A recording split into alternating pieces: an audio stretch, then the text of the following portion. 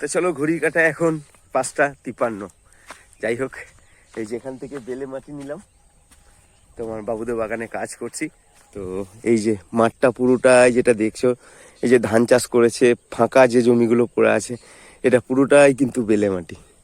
তো যাই হোক, আজকে সেরকম কোনো কাজ নেই, ওই আর কি টুকটাক যেটুকু সারাদিন করছি তোমাদের সামনে তুলে ধরবো। চলো, এই যে মাটি নিয়ে নিলাম, এবার সোজা বাবুদের বাগান। বাস, আর না বাবা, এটা তো একদম। চলো টাটা।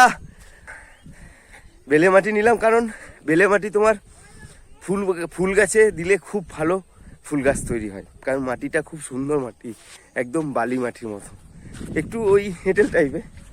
তো যাই হোক, চলো খাওয়াটা রনে নিয়ে আসবা, চলো।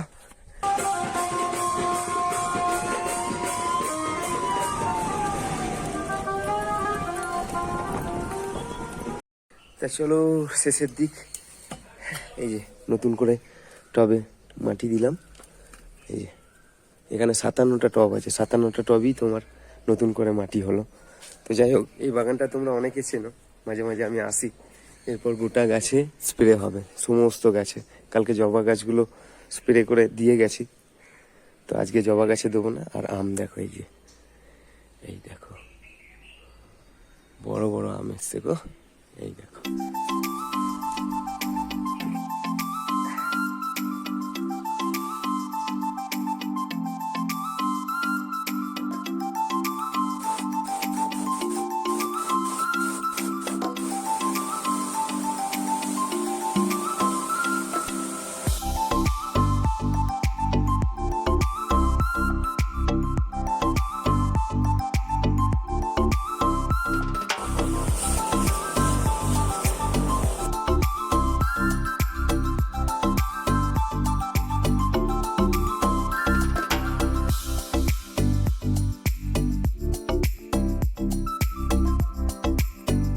চলো, ওই দরজাটার জন্য এসছি, তো মিস্ত্রি নেই, আসবে বললো, দেখি একটু।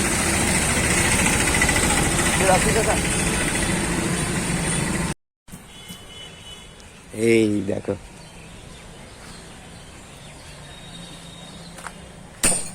এসছো কাকা? নতুন করে দরজা লেগে গেল। আমি ওই একটা বাবুদের বাড়িতে কাজ করছিলাম।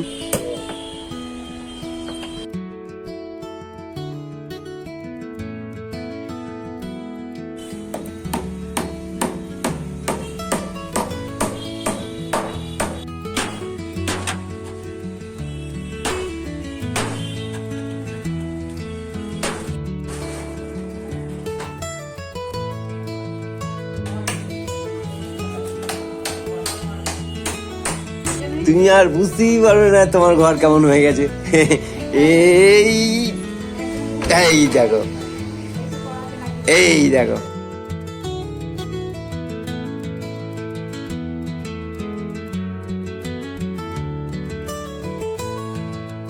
এবার একটা তালা চাবি এনে দিতে হবে নাকি?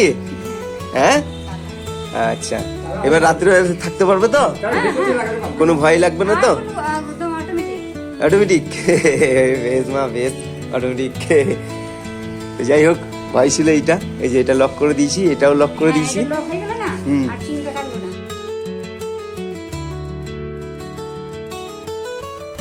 কাকা থ্যাংক ইউ, ধন্যবাদ।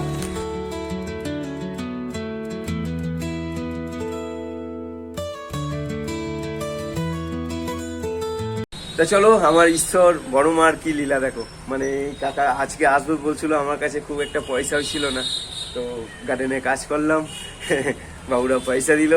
এই নাও, তুই 500 টাকা রাখো।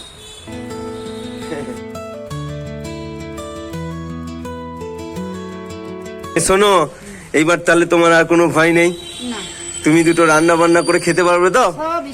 পারবে তো? বেশ, আমি সব ব্যবস্থা তোমার করে দেবো। শোনো, এই দেখো, একটু আশীর্বাদ করে দাও, তোমার এক মেয়ে আছে।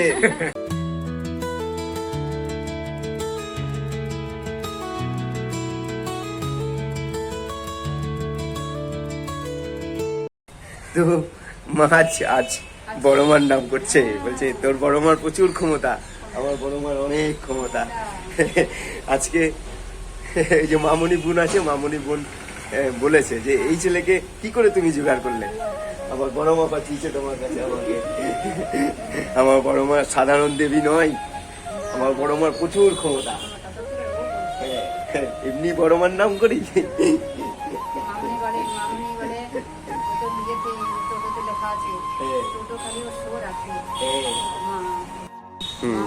কাজ এগিয়ে দিল। হ্যাঁ, আমার কেউ নাই পৃথিবীতে, আছে অনেক, কাটলে কাটা যাবে না, কিন্তু নাই। আজ আমি ভিখারি, কিছু দিতে পারছি না বলে আজ আমি কেউ নাই, আমি এটুকুই জানি। বেশ, আমি আসি, জানলে আমি বাড়ি যাই, খিদে পেয়েছো মা, জানলে আমি সেই বেরিয়েছি অনেক ভোরে, বাবুদের বাড়িতে কাজ করছিলাম, ওই বাগান পরিষ্কার করছিলাম মা। হ্যাঁ, আমি সব করতে পারি।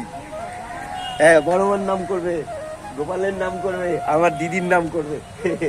আসি, চলো। আজকে মায়ের দরজা লেগে গেল, খুব খুশি। এবার দু একটা জিনিস নিয়ে এসে দিতে পারবো মাকে। যাই হোক, চলো এবার আনন্দে বাড়ি।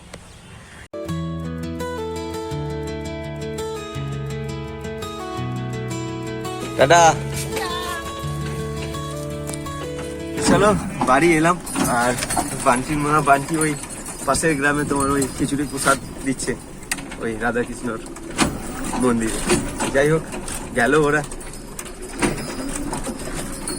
মা আছে বাড়িতে, আর মায়ের চোখে অপারেশন হয়েছে। তো আমার এক দিদি ভাই আমাকে মাঝে মাঝে ফোন করতো, জানো তো।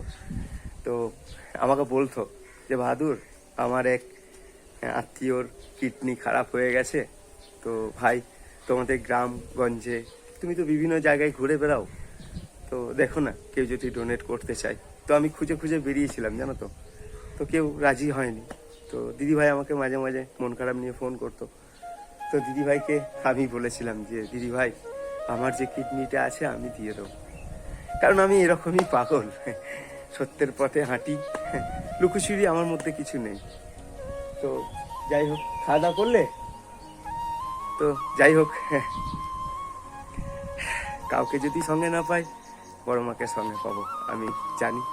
আর সামনে অনেক বড় একটা পদক্ষেপ আমি নিতে চলেছি, তো তোমাদেরকে সঙ্গে থাকতে হবে। হ্যাঁ, আর বলি, ওই দিদিভাই, আমি সেই বলেছিলাম যে আমার কিডনিটা দিয়ে দেবো, তো দিদিভাই আমাকে বলেছিল বাহাদুর ম্যাচিং এর ব্যাপার আছে বাবা, তো ব্লাড টেস্টের ব্যাপার আছে। তো যাই হোক, তারপরে একদিন মনে হয় যেন আমাকে ফোন করেছিল দিদিভাই, তারপর থেকে আর ফোন করে না। তো চলো, আবার পরে ভিডিওতে আবার দেখা হচ্ছে।